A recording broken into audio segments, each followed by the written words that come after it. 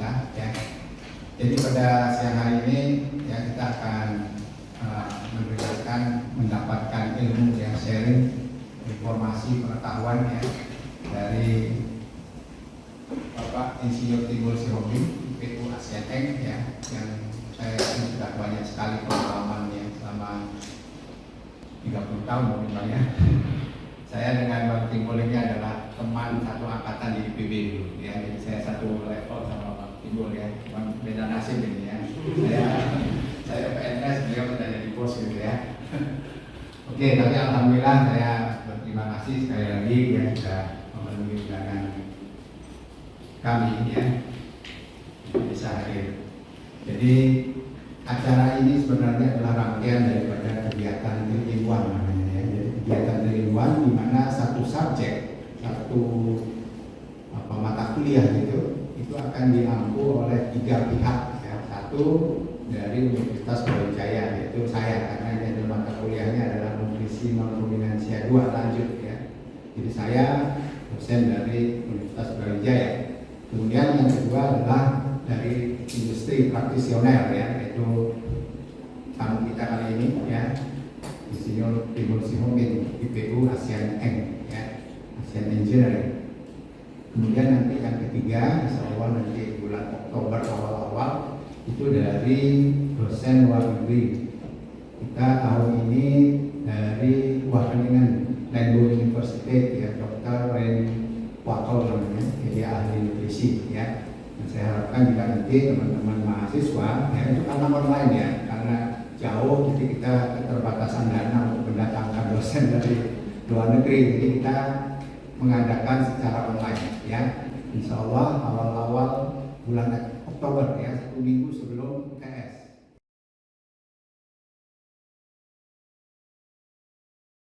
Saya bilang setelah lulus cuma dikasih dana 2 bulan uang bulanan.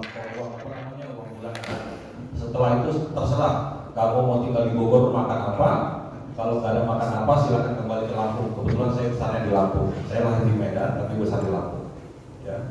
Jadi pada saat saya lulus, karena saya butuh makan di Bogor, saya banyak mendekati dosen-dosen untuk proyek ya, untuk proyek ya.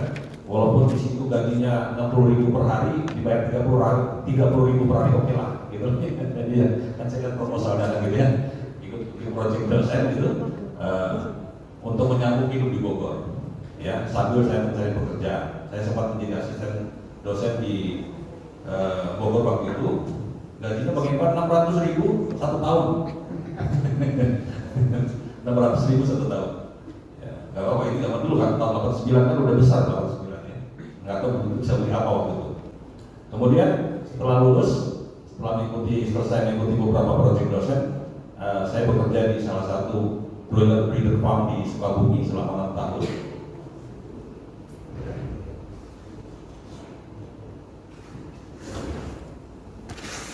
Selama 6 tahun. Kemudian setelah itu saya pindah ke industri pakan ternak. Jadi setelah 95 sampai saat ini saya lebih banyak berkecimpung di industri pakan ternak. Dari awal saya bekerja di satu perusahaan investor dari Amerika, di Indonesia, itu dari Amerika.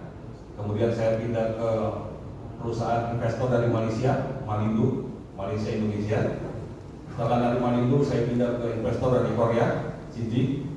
Ya waktu itu namanya masih Samsung, CJ Flip. Ya. Kemudian dari CJ saya pindah lagi ke investor dari Singapura. Ya, investor itu bahkan ternak dari luar negeri semua ya, dari Wales ke Singapura. Ya. Sebelumnya perusahaan dari Hong Kong kemudian dibeli oleh Singapura. Dari perusahaan Singapura, karena ada satu peternak yang saya cukup kenal dan dia mau mengembangkan industri di Indonesia, khususnya membangun pakan ternak, saya bergabung dengan satu perusahaan lokal, ya, Sujaya Feed Mill. Ya, kita bangun mulai dari awal sampai berdiri, ya, sampai berjalan. Kemudian dari situ saya juga terakhir bekerja di Indonesia. Jadi itu sedikit gambaran perjalanan karir saya, tapi memang lebih banyak saya di industri pakan ternak, ya, industri pakan ternak. Oke, itu kenalannya, ya. Nanti mungkin saya akan lebih banyak berdiri ya. Saya sudah 12 jam dulu, ya. Ya, saya sudah pegal dulu nih. Saya mohon izin nanti berdiri ya, apa ya. Ya. Oke. Nggak pakai itu suara duduk di bawah beneran ya. Jadi sebelum saya mulai ini ada satu gambar ya. Karena saya juga terlibat di di ISAR ya. Ini gambar pada saat waktu saya ada kesempatan.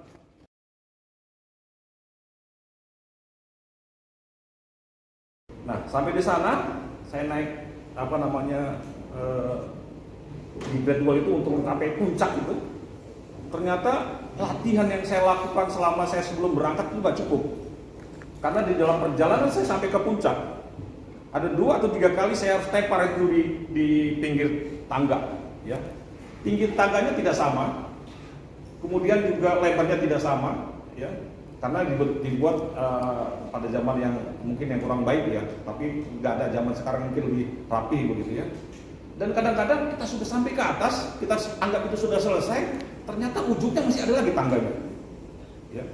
Jadi pada saat saya menaik atau jalan di virtual ini, saya punya terinspirasi bahwa seorang yang ingin mencapai puncak top gitu ya, itu memang nggak mudah gitu ya. Saya beberapa kali berinteraksi dengan teman-teman alumni baru pada saat rekrutmen begitu ya. Ya, mohon maaf, saya tolong dikoreksi kalau ini misalnya benar, tapi kalau ini misalnya benar, tolong ini juga menjadi perhatian buat kita. Ya. Saya perhatikan daya juang ya, fightingnya itu relatif kurang ya dari zaman waktu kami kuliah gitu ya, saya nggak tahu gitu ya. Fighting spiritnya, atau karena sekarang nggak semuanya serba gampang begitu ya, sehingga tinggal klik aja sudah tersedia kan gitu ya. Ya, setelah klik aja tersedia gitu. Ya. Jadi kami dulu, saya nggak tahu mungkin karena tempat tinggal dekat ya. Kalau kami walaupun agak jauh, jalan ke kampus itu masih jalan kaki gitu ya. Jadi saya perhatikan ya, mudah-mudahan saya salah atau tidak terjadi teman-teman alumni Universitas Brawijaya ya. Spirit fighting spiritnya tuh relatif agak berbeda sedikit gitu ya. Jadi pindah satu kerja belum setengah tahun pindah lagi. Padahal CV kita itu menjadi monumen gitu ya. Orang HR akan melihat karakter kita dari CV. Jangan sampai kita salah membuat monumen kita gitu ya. Ya, jadi artinya pada saat kita mencari pekerjaan, jangan salah memilih tempat pekerjaan gitu ya. Sehingga kesannya kita kalau pindah-pindah itu dilihat dari sisi HR departemen itu menjadi hal yang kurang baik buat kita. Ya.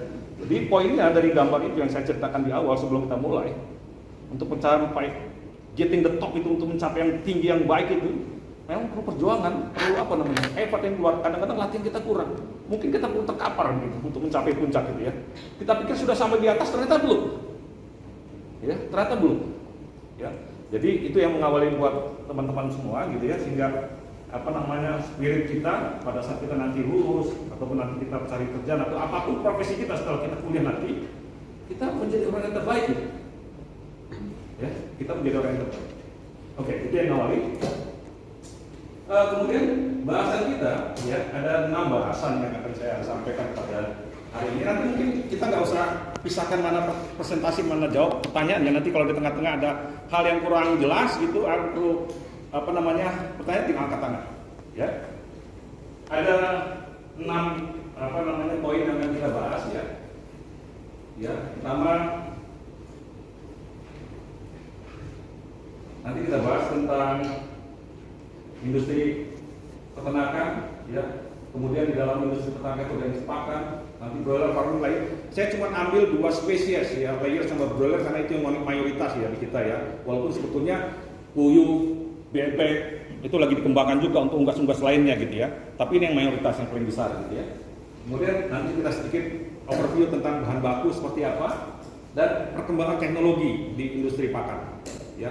Perkembangan teknologi di industri pakan seperti apa gitu ya. Ini adalah bahasan yang akan kita coba diskusikan sepanjang menjelang sore nanti mungkin ya. Oke.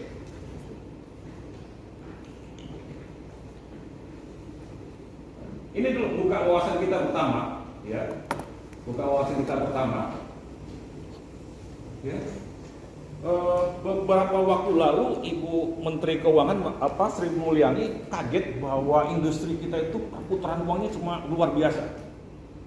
500 sampai 600 triliun dengan 15 juta pegawai yang terlibat di dalam industri itu. Saya bandingkan dengan industri mobil cuma sekitar 100 sampai 150 triliun per bulan, per tahun. Ya. Jadi industri kita, ya, kelihatannya kurang keren dari industri mobil, tapi uang yang terlibat di dalam industri ini luar biasa besar. Ya, luar biasa besar, 500 sampai 600 triliun. Ya. Jadi efek dari hal yang membuat industri ini tergoncang, misalnya ada hal-hal yang membuat industri ini terganggu, pasti impactnya ke orang-orang yang makan 15 juta itu. Ya itu belum termasuk keluarganya. Kalau kita kali 2 aja kurang lebih 30 juta. Misalnya dia kerja, dia punya keluarga 2 anggap aja, anak 1, istri 1 gitu, kurang lebih 30 juta yang terlibat, yang menikmati, yang merasakan, yang secara tidak langsung terlibat di dalam industri ini. Jadi saya mau katakan teman-teman lihat, ya banggalah jadi anggota Fakultas Peternakan atau di industri ini gitu ya, karena keterlibatan bisnis ini luar biasa. Sehingga begitu sadar Ibu Menteri Keuangan perputaran uang di industri ini besar, banyak hal kebijakan yang terkadang quote-unquote memberatkan gitu ya. Karena selama ini mungkin banyak yang dibebaskan pajak macam-macam gitulah ya. Kalau nanti kalian di luar kerja banyak. Tapi sehingga akhirnya kesannya gitu loh ya. Ternyata besar, harusnya banyak dipajak. Misalnya satu contoh gini yang sederhana saja ya gitu ya. Ada salah satu bahan baku yang diimport gitu ya dari luar. Waktu itu tidak dikenakan PPN. Ya, enggak dikenakan PPN. Kemudian di dalam kebijakan peraturan baru dikenakan PPN. Ya, dikenakan PPN. Waktu itu ada kesalahan di dalam proses pembuatan peraturan, ya. Pada saat peraturannya itu dibuat, bahan baku itu untuk di Kementerian Pertanian, Peternakan khususnya, tidak tercantum, tapi di Kementerian Perikanan tercantum gitu ya. Kemudian akhirnya karena barang itu masuk terus, dan kita tidak bayar pajak, itu didenda gitu ya. Dendanya luar biasa, angkanya triliunan, 5 sampai 7 triliun. Ya. Jadi bukan uang kecil maksud saya mau katakan itu saja gitu. Ya. Jadi sekarang kesannya ada hal-hal yang mungkin dulu kita nikmati agak relatif lebih bebas gitu, sudah dikenakan macam-macam lah. Karena lihat, wah ini uangnya banyak ternyata. Ya, sekalipun kelihatannya becek-becekan itu kerjanya gitu, tapi uang yang berputar besar, 500 sampai 600. Itu yang pertama. Ya. Kemudian kita juga harus lihat makro sedikit ya. Saya punya gambar, teman-teman harus paham juga karena kita ini bicara umum, kita bicara makro juga karena teman-teman sebentar lagi akan meninggalkan kampus ini. Ya. Kalau kita bicara makro, gimana sih industri peternakan kita gitu ya? Di dalam situasi yang sulit sekalipun, kalau kita bandingkan dari tahun 2021 misalnya, 2020-2021 kita masih tumbuh kurang lebih 3,5%-an gitu ya. Sektor peternakan tumbuh juga kurang lebih hampir 6,5%. Ya jadi saya mau katakan bahwa di dalam krisis COVID yang baru yang sedang berlangsung walaupun sudah hampir selesai, saya tidak tahu ya. Mohon maaf saya tidak pakai masker ya. Aman. Gitu ya. Industri peternakan kita harus maju ya. Walaupun sempat ada goncangan, tapi recovery terhadap industri ini akibat COVID relatif lebih baik daripada industri yang lain. Ya itu gambarannya. Ya. Kemudian ini BRI lakukan investigasi juga dari GDP, growth ekonomi, semuanya mendatangkan indikator-indikator yang positif. Jadi secara makro industri kita memberikan kontribusi yang positif gitu untuk kemajuan ekonomi Indonesia. Ya, jadi sehingga sektor ini menjadi satu sektor yang menjadi highlight untuk pemerintah untuk terus dikembangkan. Makanya kalau ada apa-apa sedikit pun misalnya harga turun naik sampai presiden bicara, orang sampai presiden bicara, jagung sampai ke presiden terus bocornya, karena menyangkut hajat orang banyak gitu ya, kurang lebih. Oke, itu gambaran makroekonominya. Bicara konsumsi, kita masih rendah, ya. Walaupun setiap tahun, ya kalau setiap tahun kita lihat di sini ya, setiap tahun ada tumbuh, baik sapi, poultry, babi, kemudian telur gitu ya. Tapi kalau kita bandingkan dengan negara Malaysia, dengan negara tetangga, kita masih jauh sekali. Ya, kita konsumsi kita. Jadi kalau untuk mengukur tingkat konsumsi kita, yang paling gampang mengukur adalah seminggu kita makan ayam berapa kali sih? Seminggu kita makan telur berapa butir? Ada yang makan seminggu 5 kali, tiap minggu, tiap hari makan ayam? Boleh angkat tangan? 5 kali? Maksudnya seminggu 5 kali? Tiap hari? Satu berapa lagi? Oh banyak juga ya? Banyak. Ya, pintar. Dia warung ya. Yang lainnya masih belum banyak itu sih, masih 10%-an yang angkat tangan. Ya, ukurannya begitu gitu. Memang masih kalau kita bandingkan, bayangkan Malaysia makan ayam itu kalau cari kilogram per kapita 5 kilogram per kapita per tahun. Bandingkan di Indonesia hanya 8. Iya kan? 8 itu berapa kali lipat? Masih sepertinya lengkap di bawah 6 kalinya Malaysia. Gitu. Kalau telur, siapa yang hampir tak hari makan telur di sini? Atau seminggu 3 kali deh? Ada yang akan seminggu 3 kali telur? Oh. Ada yang lain? Telur? Banyak. Telur itu protein yang paling murah sebetulnya ya. Telur yang paling murah ya. Jadi apa namanya? Itu gambarannya. Itulah gambaran. Karena mayoritas ini contoh samplingnya relatif makan daging dan telur kurang, itulah gambarannya kita kan 8 kg per tahun. Kalau dibagi per hari itu berapa gram? Karena secara rata-rata, walaupun sebenarnya kalau di DKI, kalau kita bicara di DKI, itu kalau di DKI itu 45 kg per tahun per kapita. Kalau di DKI ya. Tapi kalau kita bicara daerah-daerah masih di bawah 1-2 gitu. Average 8 kg. Ya, tapi kalau untuk DKI bisa 45 kg. Ya itu gambarannya. Jadi potensi ini asing melihat, wah luar biasa. Naik saja misalnya ya, konsumsi kita ya dari 8, jangankan 9 gitu ya, setengah kilo aja ya. Itu efeknya banyak sekali. Ayam peternaknya, industri pakannya semuanya setengah kilo aja. Kalikan jumlah penduduk kita yang 270 juta.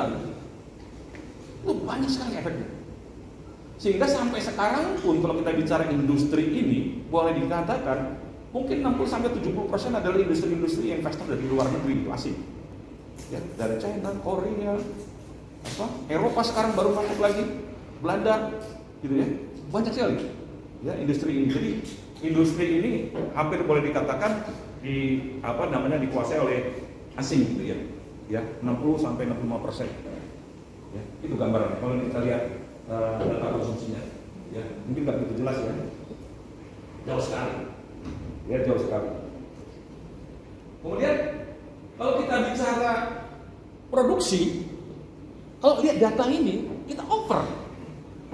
Ya, kadang-kadang bingung ya. Kita sampling banyak yang nggak susah makan gitu ya. Tapi kalau lihat data produksi ini, perhatikan data produksi. Ya. Ini produksi, ini kebutuhan. Ini untuk ayam, ini untuk telur, ya. Masih lebih banyak produksi daripada kebutuhan gitu, oversupply sebetulnya gitu kan. Ya. Lembaga survei pernah lakukan survei untuk tingkat konsumsi gitu ya. Kira-kira tahu nggak teman-teman ya, secara tebak-tebakan aja, berapa sih expense orang Indonesia untuk beli pulsa per tahun? Siapa yang mau kira-kira jawab? Kira-kira expense orang Indonesia setahun gitu, untuk beli pulsa berapa? Pulsa tiap minggu, tiap bulan. Total ya rata-rata orang Indonesia, seluruh orang Indonesia. Berapa? Oke, kalau kita bicara seluruh Indonesia berapa kira-kira pengeluarannya? Kira-kira angka triliunnya berapa? Orang beli pulsa di Indonesia setahun kurang lebih 6 triliun. Tapi beli telur ayam nggak sampai 2 triliun, 3 triliun total konsumsi ya, kalau kita bicara konsumsi. Jadi mereka kalau dia pilih, saya nggak tahu kalau teman-teman suka pilih gitu ya, uang pas-pasan gitu, beli pulsa atau beli ayam gitu. Bagus kalau ayam kan. Ya, 6 triliun pernah dilakukan untuk expert seluruh orang Indonesia untuk beli pulsa. Ya.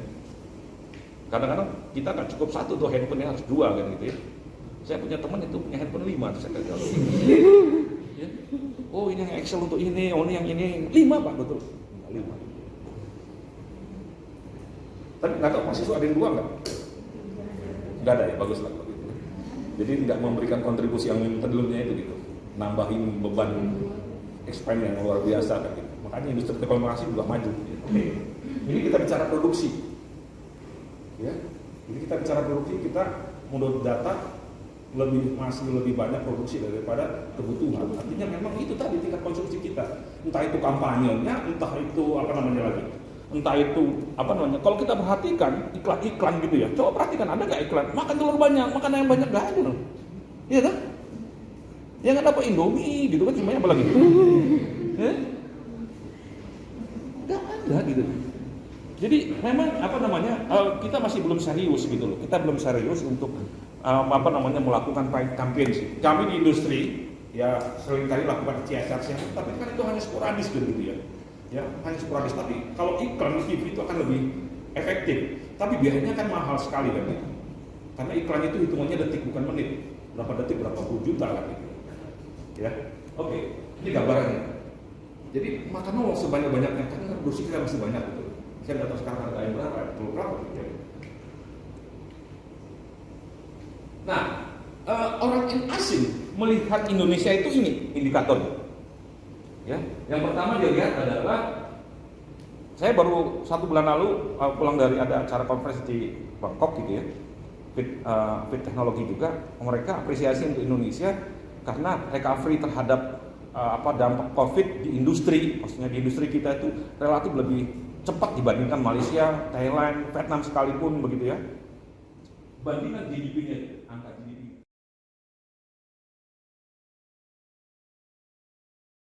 Kalau kita anggap umur ayam awal DOC itu beratnya 40 gram, itu juga ambil 3,5 kali kan. Kalau dari 0 sampai umur 49 hari, kurang lebih 90 kali tumbuhnya. Luar biasa ya? Nah, ini semuanya dilakukan dengan cara rekayasa genetik memang. Ya, rekayasa genetik. Saya pernah belum lihat ayamnya ya, lihat gambarnya ada ayam dari Israel. Itu ayam dari Israel itu nggak ada bulu dia, nggak ada bulunya dia. Nah, asumsinya ngapa? Kenapa kita kasih pakan? Kan kalau kasih pakan itu kan dia untuk tubuh semuanya, bukan hanya daging kan, bulu semuanya kan. Nah, kalau ayam dari Israel itu nama ayamnya itu ANAK, anak, tapi nggak tahu tulisan ANAK gitu ya. Dia nggak ada bulu. Kenapa nggak bisa dipelihara tempat lain?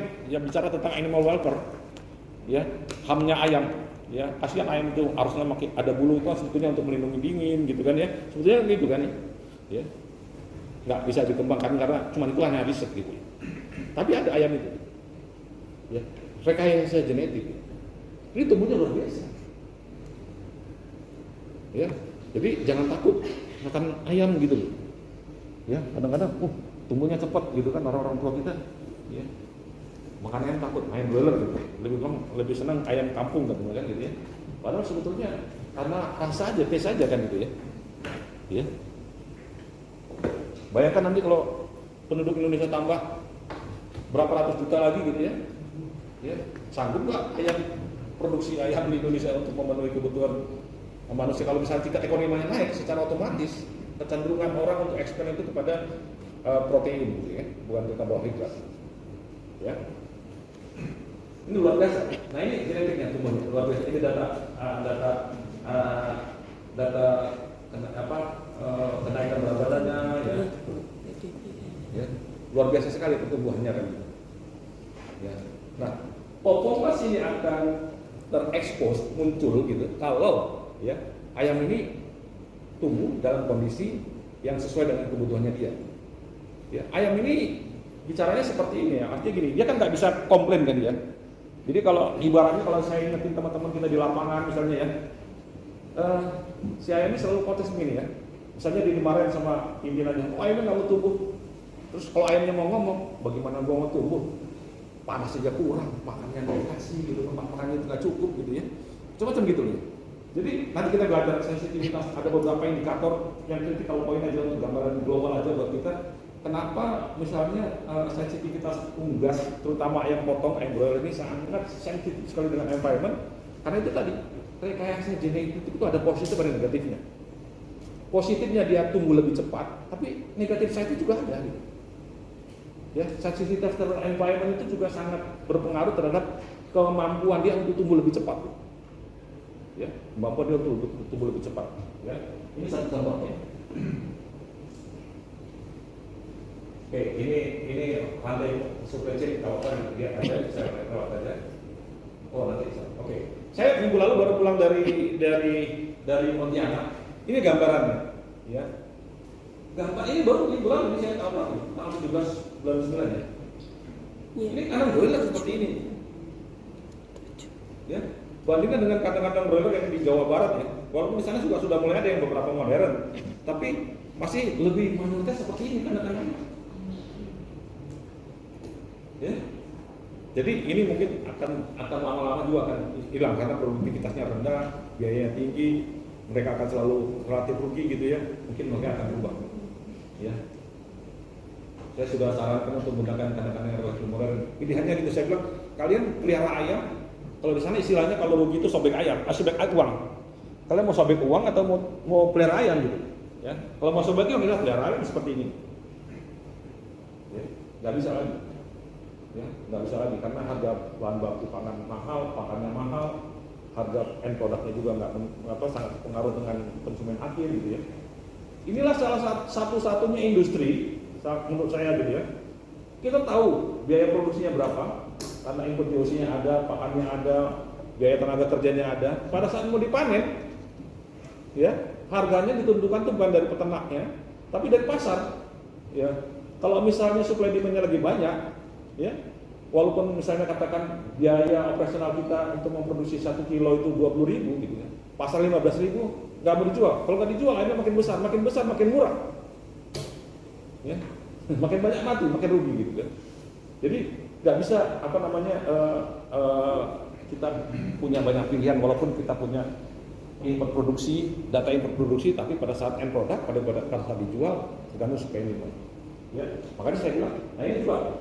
Nah, karena sekarang sudah mulai lebih mengarah ke efisiensi. Memang masih belum ada yang langsung ke model sistem yang 100% otomatis. Tapi ada yang mereka lakukan dengan menggunakan kandang baterai. Ini layak, ini broiler, tapi kandangnya baterai. Pemeliharanya dengan baterai seperti kandang telur gitu. Ya. Ya, seperti ini. Jadi modernisasi kandang itu sudah menjadi satu hal yang menjadi satu keharusan. Makanya kalau peternak rakyat mereka mau modernisasi kandang, ketergantungan dengan biaya juga besar. Ya walaupun ada banyak usaha-usaha untuk membuat funding buat mereka untuk improve kandang, fasilitas kandang, yang akhirnya mereka juga ketergantungan dengan yang besar gitu. Makanya saya katakan tadi, saya sangat naikkan lagi kalau masih ada istilah peternak rakyat gitu ya. Nah ini kandang broiler di case. Ini kandang ini ada di China, saya pernah datang sana 3 atau 4 tahun yang lalu gitu ya. Ya, satu lokasi itu kurang lebih 1,6 juta ekor. 1,6 juta ekor, ada 2 lokasi dia berdekatan, yang satu 900.000, yang satu 600.000, kurang lebih 1,5 juta ekor. Ya, kita ke sana itu seperti kayak bukan kayak kandang-kandang. Kalau kandang ini kan kesannya bau gitu ya, nggak ada baunya. Ya, yang kerja juga nggak banyak. Ya karena udah semua otomatis ya. Kematiannya 1,6 juta itu cuma 0,3%. Di bawah 1% luar biasa kan. Pasti mereka murah sekali. Ya, jadi arahnya udah ke efisiensi gitu. Ya, kandangnya seperti ini. Oke. Kami pernah melakukan riset. Ya bukan riset, dari hasil data-data yang kita kumpulkan selama data-data dari customer kita dari customer kita. Saya coba hitung apa sih yang membedakan cost terhadap tipe kandang misalnya. Ya, itu ada tipe kandang yang dari cages, ya, ini dari cages, ya, closed house, semi closed house, kemudian ini cages yang tadi baterai, gitu ya, ini yang open.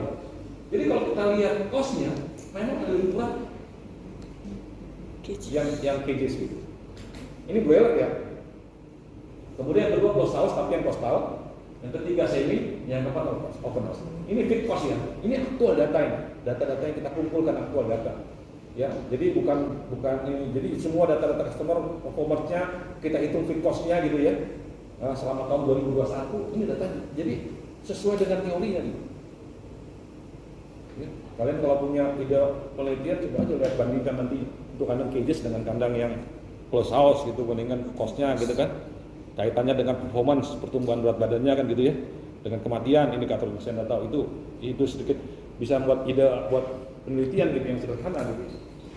Ya ini hipotesanya itu kami buktikan dengan data yang historis yang kami kumpulkan dari customer kita. Karena itu memang karena cages itu lebih murah.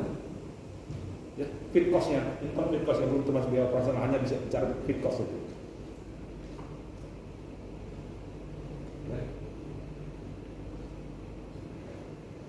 Oke, ini supply chain tadi, sehingga kita harus lakukan efisiensi. Oke, kita pada ini.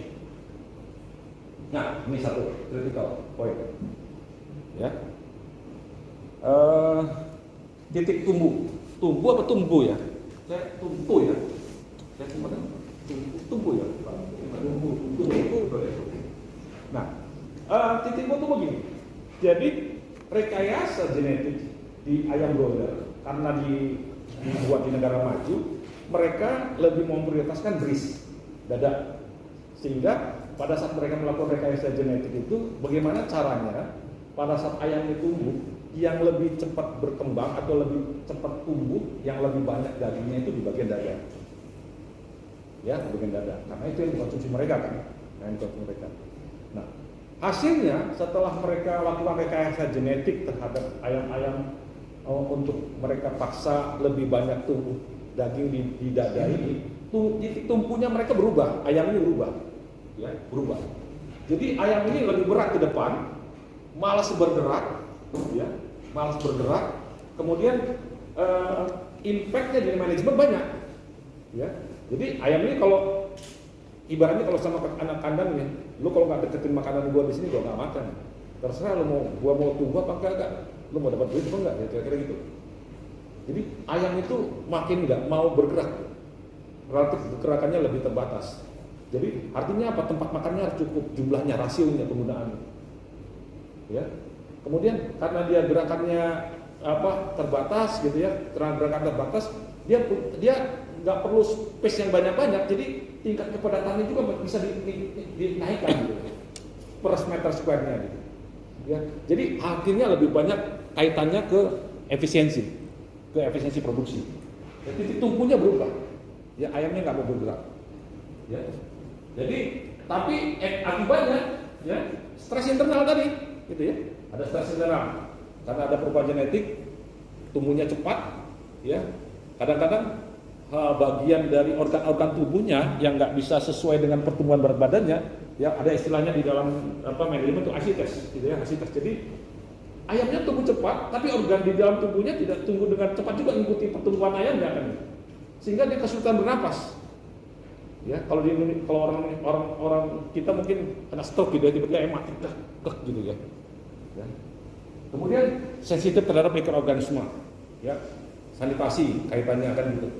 Apalagi, jadi manajemen kan, jadi kaitannya ke manajemen. Jadi kalau kenapa tadi waktu saya bicara sama Bang Irfan ya, tadinya saya belum banyak fokus ke feedback ya, tapi saya pikir feedback itu bagian daripada manajemen ya. Artinya kalau pakan kita baik, kalau manajemen kita nggak baik, hasilnya kurang baik. Tapi kalau manajemen kita baik, pakannya relatif kurang baik, relatif lebih baik, ya, relatif lebih baik. Jadi feedback itu nanti akan lebih banyak, nanti kita belajar tentang bagaimana cara mengontrol kualitas bahan baku. Ya. Jadi ini titik tumbuh satu critical point. Ya, critical point kedua adalah suhu tadi, saya katakan tadi. Ini, ya, teman-teman kita monitor sekali untuk mengukur suhu di kandang ayam gitu. Ada yang tahu nggak ya? Saya nggak tahu benar-benar untuk mengukur suhu tubuh ayam itu di mana yang diukur? Hah? Rektal benar. Ya, jadi seringkali gini. Jadi untuk memastikan, misalnya begini, kadang-kadang misalnya suhu kandang yang dibutuhkan 30 derajat, ya. Tapi kok ayamnya masih kelihatannya nyaman gitu ya. Karena penyebaran suhunya itu tidak rata. Karena kandang sekarang panjang kan, 110 meter. Ya, jarang sekali kita ketemu kandang yang 15 meter sekarang. 110 meter. Bayangkan kalau misalnya ada heaternya nggak cukup. Monitor kita kalau kita lihat suhunya benar 32, misalnya katakan 32, 33, tapi kok ayamnya kelihatannya masih kurang nyaman. Yang kita ukur adalah berapa sih suhu yang diterima si ayam terhadap suhu lingkungan. Ya kita ukur suhunya dari rektalnya. Ya, itu yang paling gampang. Jadi kita ngelihat, oh ternyata suhunya walaupun di sistem monitor kita cukup, tapi nggak merata. Ya, itu menjadi kendala. Memang modernisasi kandang butuh SDM yang lebih andal untuk mengoperasikan sistem kandang. Satu contoh misalnya, ada ayam yang satu kandang isinya 58.000, mati listriknya nggak sampai 15 menit, matinya 35.000. Ya, 58.000 matinya 35.000, mati listrik ayamnya, listriknya nggak nyala, cuman kurang lebih 15 menit. Ya, memang risiko, tapi kandang yang modern itu kan banyak sekali sensor-sensornya kan gitu ya. Sensornya error aja, seharusnya suhunya misalnya harus misalnya kipasnya jalan nggak nyala, alarmnya nggak nyala, itu tadi pengalaman ada customer kita matinya 35.000 ya. Ya, itu di luar positif side-nya modernisasi, tapi SDM-nya yang handal juga sangat diperlukan untuk mengoperasikan kandang itu, gitu ya. Nah ini tadi saya katakan suhunya monitor sekali, ya karena sensitif sekali si ayam ini tumbuh baiknya, walaupun kita tahu ada indikator tadi target berat badannya seperti apa, kebutuhan pakannya seperti apa, tapi kalau suhu yang nggak bisa sesuai dengan kebutuhan si ayam, dia akan nggak bisa tumbuh dengan baik. Ya, tadi yang pertama titik tumpu, yang kedua suhu. Ya walaupun ada faktor-faktor lain, tapi dua poin ini yang saya sangat highlight untuk kita sama-sama pikirkan dulu. Ya. Ya. Jadi kalau dari hasil dari hasil riset yang dilakukan oleh ini ya, dia DOC yang terkena stres dingin hanya sekitar 45 menit akan menghasilkan berat lebih ringan 109 gram. Ini kan bisa hipotesa nih, ya. Kalau teman-teman punya ide penelitian juga bisa diambil dari sini, gitu kan? Ini hipotesa kan? Jadi perbedaan suhu itu sangat sensitif sekali dengan pertumbuhan si ayam gitu. Ya, karena tadi rekayasa genetik itu impact-nya dia akan lebih sensitif terhadap lingkungan. Oke. Nah, ini lagi satu stressing line. Jadi sekalipun ayam itu misalnya gini kan, kalau kita monitor kandang, misalnya kita melakukan monitor kandang, kan kita kadang-kadang perlu tahu historinya kan gitu ya. Ya, perlu tahu historinya apa sih sepertinya mismanagement yang terjadi pada saat ayam ini tumbuh dari awal sampai misalnya umur 14 hari atau 21 hari. Ya, kita bisa lihat dari sayapnya. Ya. Ini garis-garis ini stressing line namanya. Ya. Jadi kalau ada garis sayap seperti ini, si ayam mengalami stres. Ya. Makin banyak, misalnya ini garisnya gimana kalau di tengah? Berarti dia misalnya ini ayam umur katakan 14 hari. Kalau dia misalnya terjadi stressing umur 7 hari, stressing line itu ada di tengah ini. Ada lagi misalnya kerusakan di bagian-bagian sayap ini. Itu adalah faktor dari manajemen awal, misalnya entah panasnya nggak cukup, stressing line. Jadi bisa kita lihat terjadi umurnya berapa, ya, manajemen faktornya apa, gitu bisa kita lihat dari sayap ini. Ya. Ini yang untuk sederhana kalau teman-teman kita di lapangan, kalau misalnya ada kan mereka kan punya jadwal rutin untuk monitor perkembangan ayam ya. Mereka akan lihat dari sayapnya aja. Jadi kalaupun si anak itu cerita AIU, tapi dilihat cerita ini dia bisa lihat kira-kira apa yang terjadi pada awal-awal pemeliharaan ayam ini. Entah itu 7 hari, 14 hari, 21 hari, dan bisa dilihat dari sayapnya.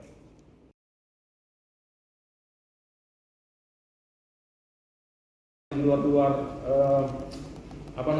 yang normal ya, artinya karena jagung itu menjadi komoditas politik gitu ya.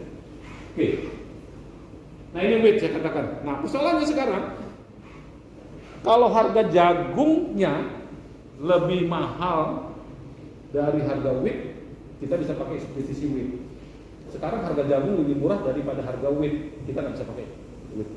Jadi kalaupun kita pakai substitusi, tergantung dari harga bahan baku lokal yang kita lagi pakai, gitu ya. Karena pada saat kita menyusun formula itu list cost sistemnya ya, yang termurah gitu ya, yang termurah. Jadi dia akan manggil bahan baku yang list cost, ya, list cost. Oke. Nah ini gambaran harga lokal, harga raw material impor yang sangat volatile sekali gitu ya, bayangkan kenaikannya. Ya. Nah pabrikan dengan input produksi yang mahal seperti ini mau nggak mau kan harga pakannya naik kan gitu, harga jualnya malah naik. Urusan kadang-kadang harga ayamnya tidak sesuai dengan input produksinya itu cerita lain, tapi biaya produksi dia pasti lebih mahal karena harga bahan baku mahal. Ya, nah persoalan di kita sebetulnya ujungnya ya kampanye gizi itu yang masih kurang gitu. Ya, bayangkan naik setengah kilo dikonsumsi protein hewani kita itu pasti kontennya pasti lebih banyak. Ya, mudah-mudahan tingkat pendapatan per kapita kita juga naik secara otomatis kecenderungan kita untuk mengkonsumsi protein pasti lebih banyak daripada karbohidrat. Ya, kalian bisa alami sendirilah.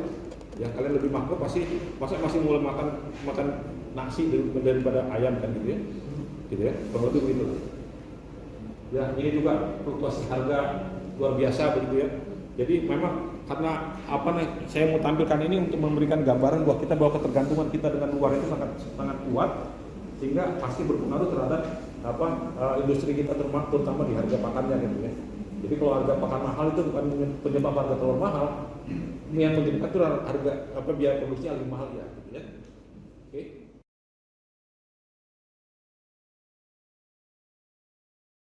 Nah, ini rasio penggunaan kalau kita lihat formula ya, masih relatif lebih ini broiler lainnya lokal gitu ya, ya. Kemudian ketersediaannya, bayangkan ini masih impor ya, ini kita ambil masih impor semua, sehingga masih impor semua. Beberapa yang lokal, tapi tergantung bisa ada juga di impor. Ya. Jadi kalau kita bicara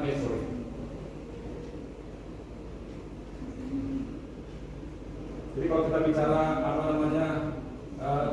proporsi masih untuk di broiler masih 36% impor, untuk di layar hampir 30% ya, kurang lebih. Ya. Kemudian, ini kita kan saya kira kalau kita mungkin, saya kira berbeda sudah mungkin software grill ya. Ada Memang berbayar ya. Oh berbayar, dia memang berbayar gitu. Dia berbayar. Ya. Software untuk bikin formulasi itu kan ada 9 ya. Kalau nggak salah Pak Rosali itu kan salah satu di nutrisi ya, beliau. Saya pernah lihat ada program dia yang Excel gitu ya. Jadi nutrisionis sekarang sudah lebih bermudah dengan adanya software seperti ini gitu ya. Zaman saya masih dulu awal tahun 90-an masih pakai program yang sederhana namanya Mixit 2 Plus. Ya prinsipnya dalam pembuatan software ini gini. Misalnya kita mau buat nafsu pakan, katakan pakan broiler gitu ya. Pakan broiler. Kemudian kan kebutuhan pakan broiler pada umur sekian ada. Kita buat itu di ini kita di data kita. Oh proteinnya sekian, sekarang sekian, pada sekian gitu kan. Database bahan baku ada. Ya, database bahan baku ada, database harganya ada. Kemudian kita pakai running thread gitu ya, keluar. Karena list cost dia akan cari bahan baku yang list cost itu yang paling murah gitu. Untuk menyusun formulasi langsung keluar. Oh bahan baku ini jumlahnya sekian gitu. Ya. Nah, persoalannya di kita adalah pada saat teman-teman kita orang nutrisinis atau formulator itu menyusun formula langsung udah jadi gitu ya. Bahan baku dari database-nya itu sesuai nggak dengan database-nya yang hari ini itu ada persoalan besar. Artinya gini, katakan kan jagung kan ada yang kadar airnya 14%, 15%, 17%, 18%. Waktu di running dia gunakan jagung 18%, padahal digunakannya 14 kan pasti beda kan, betul ya? Ya, jadi seninya ke sana aja. Satu lagi seninya adalah nanti lihat bahan bakunya. Artinya gini, lihat data bahan baku yang diambil pada saat waktu dibuat sistem formula itu, ya. Kemudian dilihat karena gini, kita bisa maksakan juga waktu nyusun formula ini. Oh kita mau paksakan penggunaan dedak yang misalnya di langsung waktu di running keluarnya misalnya dedak 15% ya. Kemudian kita mau paksa 25% bisa, tapi nanti ada beban kos yang di ujungnya biasanya gitu. Ngerti ya? Jadi kalau begitu gambarannya. Jadi permainannya sudah lebih banyak ke apa namanya ke sistemnya ya gitu ya kalau untuk nutrisi ini. Jadi orang-orang nutrisionis ini lebih banyak bicara tentang arti nutrisi ya macam-macam ke bahan bakunya, sampai ke bahan bakunya. Ya, tapi kalau sistem formulasi udah lebih banyak sederhana. Jadi yang paling banyak dipakai Braille, Base System Formulation ya, gitu ya. Walaupun yang sederhana juga banyak sekarang. Excel pun bisa dipakai, ya. Excel pun bisa dipakai gitu. Ya, sudah lebih mudah. Nah, secara keseluruhan kalau kita bicara membuat formulasi, ya ada faktor ini selain quality-nya, manajemen ayamnya, status ayam jadi tidak hanya di kualitas pakannya gitu. Jadi ada faktor manajemennya sama ada faktor status kesehatan ayamnya gitu. Ya, jadi bahkan teman-teman kita yang di formulator nutrisi ya, dia sangat memperhitungkan misalnya untuk daerah tertentu sampai apa namanya environment, suhu, curah hujan, itu kan pengaruh karena kaitannya ke ini ayam, ya. Ya, kalau kelembabannya tinggi, suhunya tinggi, diatur. Karena kalau misalnya yang sakit, kualitas pakannya bagus, nggak akan muncul performance sakit. Ini banyak faktor. Jadi pada saat teman-teman kita formulator nyusun ransum itu tidak hanya di kantor nyusun selesai jadi itu, tapi dia juga lihat di kondisi di lapangan, ya. Bahkan apa peta suhu lingkungan itu dia ukur, dia lihat story-nya gitu. Sehingga pada saat dia nyusun ransum itu bisa dibuat formulasi pakan. Nah, ini cost pakan berdasarkan spesies. Ya, kalau untuk unggas 70-75%, ikan itu 55%-an. Ya, kontrolnya, bebannya. Jadi kalau untuk produksi ayam, beban cost secara keseluruhan itu pakan 70-75% memang besar. Ya, kalau ikan cuma 55%. Oke. Nah, ini inovasi-inovasi yang dilakukan oleh industri ya. Ya, mungkin tidak usah detail, tapi ada yang lakukan internal, ada yang lakukan juga secara eksternal. Ya, eksternal memperhitungkan banyak hal. Ya, kalau eksternal banyak lebih banyak yang lain. Makanya saya katakan tadi formulator pada saat mereka running formula tidak hanya di atas meja untuk selesai formula enggak, tapi dia sangat memperhitungkan sekali dengan apa? Kadang-kadang malah ada daerah berbeda, jenis pakannya sama, tapi speknya beda, karena environment-nya beda. Kayaknya kan pada COVID intinya gitu kan nggak cukup. Misalnya karena yang udah tentukan, COVID intinya 100 gram misalnya kan. Kalau misalnya panas kan nggak sampai 100 gram, 50 gram. Berarti kan adjustment di sini. Karena kurang lebih gitu logikanya. Ya, jadi ini pernah dilakukan ya sekali dilakukan. Jadi tidak hanya sebatas running kalau udah ada software udah lebih mudah enggak. Tetap coba lihat lingkungan seperti apa. Ya. Oke. Ini inovasi dalam sistem. Saya kira juga apa namanya? Di kita misalnya nih, kalau kita bicara protein, ya SNI kita agak terlambat gitu. Kalau saya SNI dari pakan kan ditentukannya protein kasar, padahal industri kita udah gak bicara protein kasar sebetulnya. Ya, sama amino ternak kan gitu ya. Jadi protein kasar itu bisa aja kita gilingin kebun bulu aja waktu dianalisa protein kasarnya tinggi masuk spek SNI, tapi promosi saya nggak harus atau enggak. Ini juga kita lagi buat SNI untuk tidak hanya indikator menggunakan istilah protein kasar, tapi asam amino ya. Repotnya perubahan seperti itu harus menurut undang-undang. Kemarin saya ikut 2 bulan lalu, masih ada proses lah gitu. Ya gitulah. Dan overall soal country gitu. Ada banyak hal yang kita harus coba lakukan. Ada apa? Industri sama government ini nyambung gitu, ya nyambung gitu. Oke. Ini salah satu pendekatan di ayam broiler gitu ya. Sekarang nggak bisa satu jenis untuk pembelian ayam dari awal sampai akhir. Ya, bahkan di negara-negara yang sudah lebih maju, ayam potong itu pakannya ada 5 jenis. Pre-starter, starter, grower, finisher 1, finisher 2, 5. Kalau di kita punya 3. Pre-starter, starter, grower, atau finisher. Untuk di beberapa negara sudah 5. Ya, jadi kadang-kadang setiap minggu ganti. Tujuannya apa? Untuk menyesuaikan kebutuhan nutrisinya terhadap pertumbuhan ayam pada periode tertentu itu aja.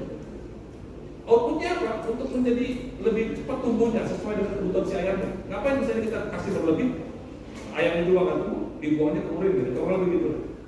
Ya, kembali ke arah efisiensi. Oke? Nah, ini ada alat NIR namanya.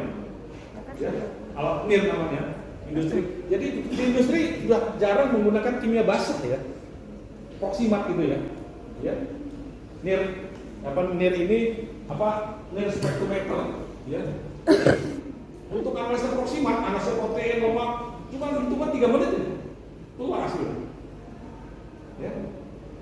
Harga Indonesia masih di rumah 1-2 miliar ya, 1 unit ini. Ya. Indonesia sudah pakai ini untuk kecepatan mendapatkan hasil. Jadi sebelum pakan itu diproduksi, sebelum pakan itu didistribusikan sudah dianalisa dengan. Tapi tetap kimia basah tetap dipakai, alat itu dipakai, proses itu dipakai untuk hanya kontrol aja. Tapi sekarang di Indonesia sudah lebih banyak menggunakan alat ini, ya. Entah itu untuk menganalisa bahan baku, entah itu untuk analisa finish feed. Ya. Tapi memang perlu kalibrasi untuk bisa mendapatkan hasil yang baik. Ya. Jadi sudah tidak pakai proximat lagi. Ya, sudah tidak pakai proximat lagi ya. Oke. Nah, ini dipakai bukan hanya di industri feed ya. Di industri food juga dipakai, di chemical juga dipakai, di farmaceutika juga dipakai.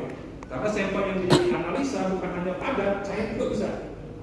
Ya, bentukan cair juga bisa dianalisa. Yang mengukur kualitasnya. Yang NIR ini membantu sekali untuk industri.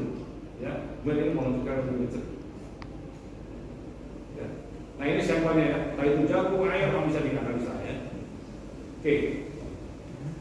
Ini terakhir, slide terakhir. Ya. Slide terakhir saya sengaja ada gambar ini. Ya, ada kalau kita mau bertemu masa depan itu kita harus siap menghadapi perubahan. Siapa yang dulu sini sempat pakai Nokia, Nokia? Nggak ada. Oh, masih ada banyak yang pakai Nokia dulu ya. Nokia itu terlalu connecting people ya.